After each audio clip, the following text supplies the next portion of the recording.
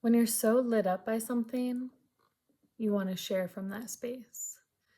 I think a big part of every journey is being afraid and doing it anyways. I think even if people, like, I know for myself, like, the more I'm encouraged, the more people are like, I believe in you, do this thing, the more I'm like, ah, and I like can sometimes feel shocked or shut down. And I just don't want to do that anymore. So this is a practice of me talking, sharing from that space.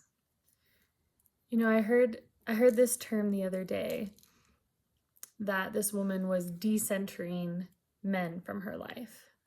And I thought, that is badass.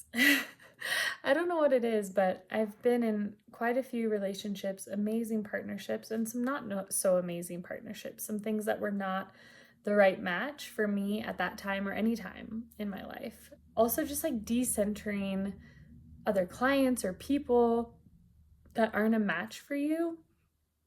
Go after what you want. Like, this is your time to go after what you want. I don't know how to say it any more times. Like, fumble, fall over, fall on your face, fail forward, keep trying.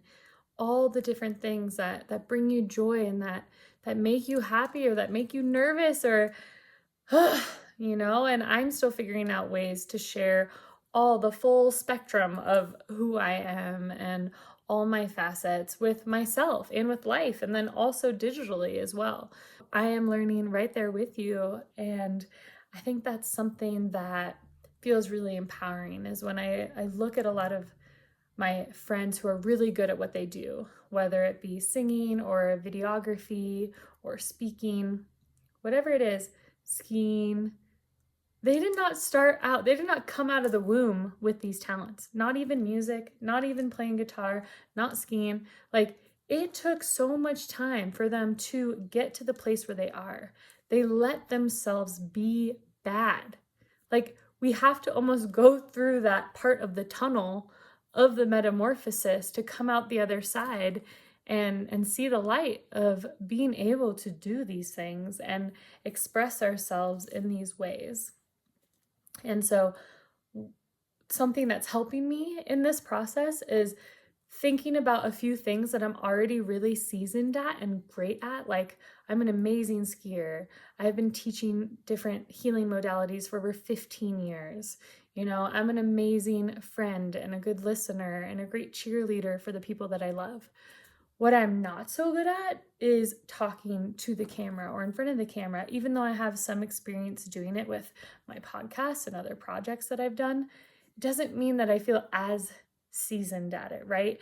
And editing and doing some of these things videography wise, even though I used to edit and film and be a creative director for some really high-end people, I never did it for myself necessarily in the ways in which I wanted to. So that's the edge I'm at. But what helps me get into this edge more is to recognize, hey, you already are really seasoned and doing a great job in a lot of these other arenas. Now you get to kind of try and let yourself be bad. Think about when you were learning skateboarding as a kid. You fell all the time. Think about when you're learning skiing. You fell all the time. Letting ourselves fall and fail forward. I once had a mentor say that you're going to fail, so just keep failing forward. And I think that's great because a lot of us, and I do it too, is like, I want to focus on the success, focusing on the way we get better and do things and see the results. But the consistency, we've heard this, is key. So this is me and my own integrity stepping into that space in me that says, I'm going to be consistent at this. This is me being bad. If you're here now, thank you for being here and for watching. And I'm encouraging myself to be consistent and learn something that scares me a little bit, that puts me out on the edge.